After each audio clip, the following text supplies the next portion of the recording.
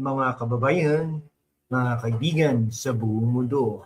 Ako si Lan ng hashtag #WalkWithLan, ala Deo Macalma, ang inyong tagapaghatid ng katotohanan sa gitna ng mga kasinungalingan.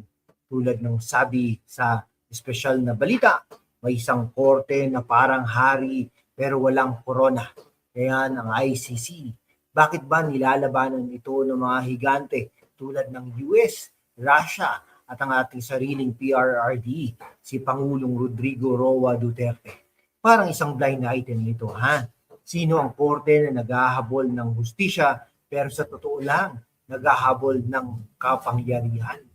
Yun, sa loob ng ilang mga minuto, susuriin natin ng malalim, factual at may katatawanan at ang kapangyarihan ng ICC para sa mga OFW at kabataan. Ito ay para sa inyo upang maunawaan ninyo ang mundo nang hindi kayo niloloko. Shoutout muna sa aking mga taga-subaybay sa Pilipinas, mga kababayan sa Maynila, Cebu, Davao, kamusta kayo? Sa United States, US, mga Pinoy sa California at New York, keep fighting. Sa Canada, mga taga Toronto at Vancouver, salamat sa suporta. Sa Australia, mga kangaroo-loving Pinoys, hello ha? Sa United Kingdom, Great Britain, mga taga London, cheers. Sa United Arab Emirates, UAE, mga OFW sa Dubai, ingat kayo. Sa Italy, si Xiao, mga kababayan. Sa Japan, konnichiwa. Sa Germany, guten tag. At sa Hong Kong, ni hao. Kayo ang dahilan kung bakit patuloy akong nagsasalita. Bago tayo magsimula, mga kaibigan, subscribe na kayo sa channel. Hit that bell icon para hindi nyo mamiss ang susunod na expose at sumali sa YouTube membership para sa exclusive content at shoutouts. At hashtag #WalkWithLan, laban para sa katotohanan. Una, ano ba talaga ang ICC? Ang International Criminal Court itinatag noong 2002 sa pamamagitan ng Rome Statute.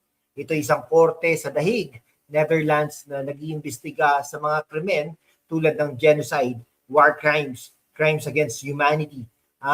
May 124 na miyembro ito pero hindi kasali ang US, mga kaibigan.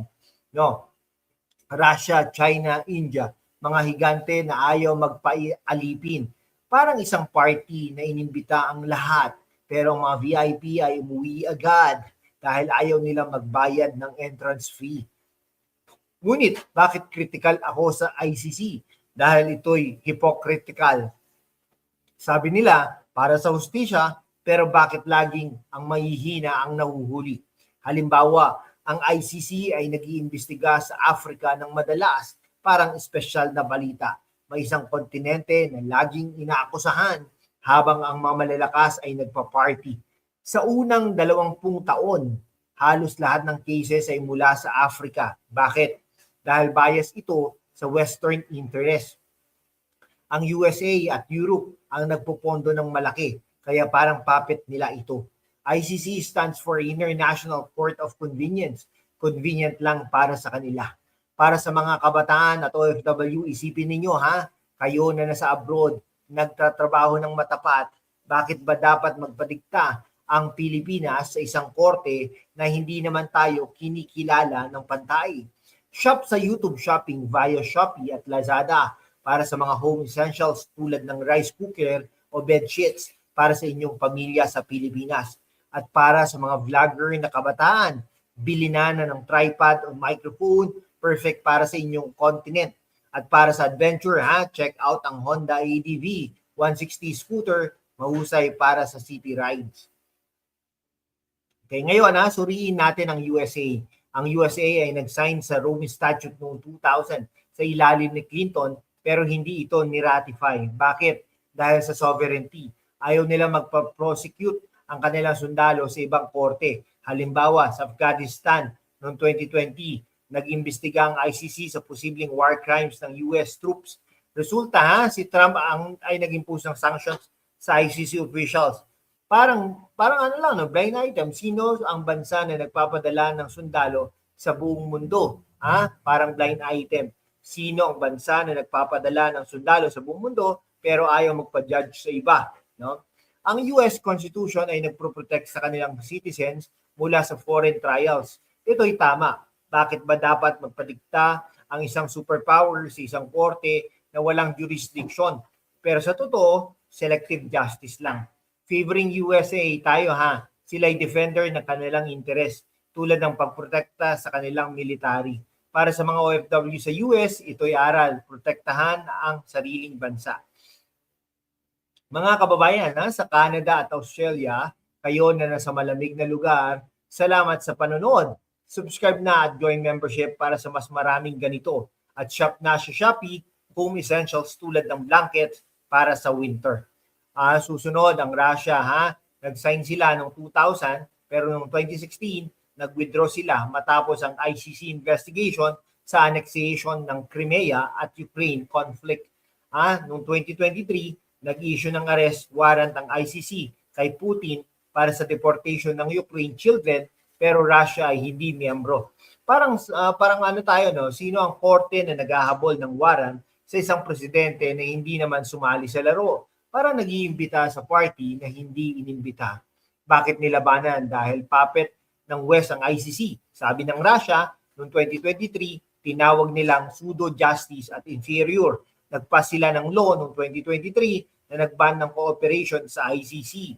ICC para sa kanila ay International Court of the Collective West.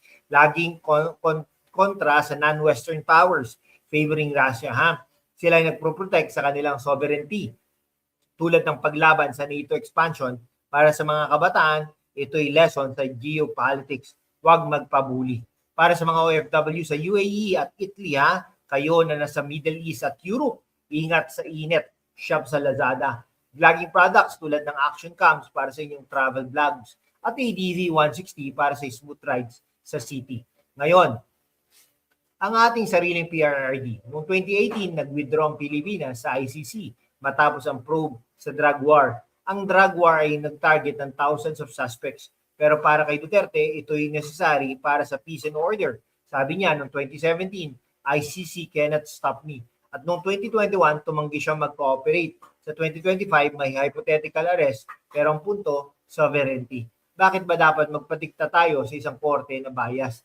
Para espesyal na balita may isang pangulo na naglilinis ng droga, pero ang korte abroad ay naghahabol ng hustisya, habang ang kanilang sariling bansa ay puno ng korupsyon, ay hypocrisy. Bakit hindi nila iimbestigahan ang US drones o Russian actions ng patas?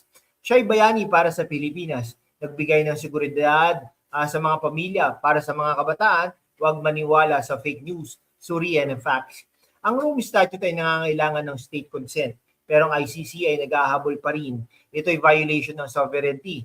Halimbawa, sa Africa, maraming leaders ang nahuli, pero hindi ang Western ones. ICC ay parang international celebrity court. Laging ang underdogs ang bituin. Mga OFW at kabataan, subscribe na. Join #WalkWithLand membership para sa mas maraming intellectual discussions. Shop sa YouTube via Shopee Home Essentials tulad ng kitchen tools para sa inyong balikbayan boxes. Okay. Ngayon, ihambing natin. USA, Russia, Duterte, lahat ay nilalabanan ng ICC dahil sa sovereignty, bias at overreach. Walang permanent UN Security Council miyembro ng ICC maliban sa France at UK. Bakit? Dahil ayaw nilang magpakontrol. Parang isang laro ng chess. Pero ang ICC ay lang ng West. Para sa mga taga-Japan, Denmark, Germany, Hong Kong, kayo na tech-savvy, gamitin ninyo ang knowledge na ito. Shop sa Lazada, mga kaibigan, vlogging products tulad ng drones para sa pro content. Sa wakas, mga kababayan, ang ICC ay hindi perpekto. Ito'y tool ng malalakas laban sa mahihina. Suportahan natin ang sovereignty ng US, Russia at PRRD. Mga kababayan, sa gitna ng kasinungalingan, ang katotohanan ang unang dinudurog. Pero kasama kayo, mga kawok, kaya nating itindig ang tama. Sumali na sa aking YouTube channel membership, mga kaibigan. Sama-sama, panatilihin nating malaya at walang takot ang boses natin para sa bayan. Salamat sa inyong solid na suporta. Mag-subscribe na sa #WalkWithLand, YouTube channel membership at maging bahagi ng ating masiglang laban.